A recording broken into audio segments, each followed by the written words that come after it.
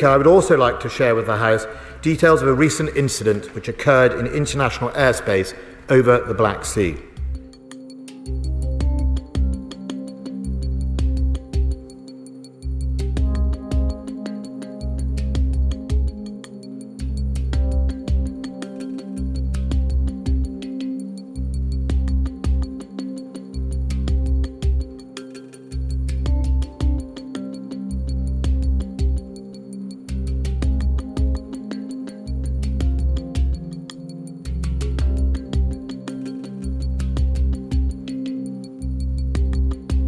It is not unusual for aircraft to be shadowed, and this day was no different.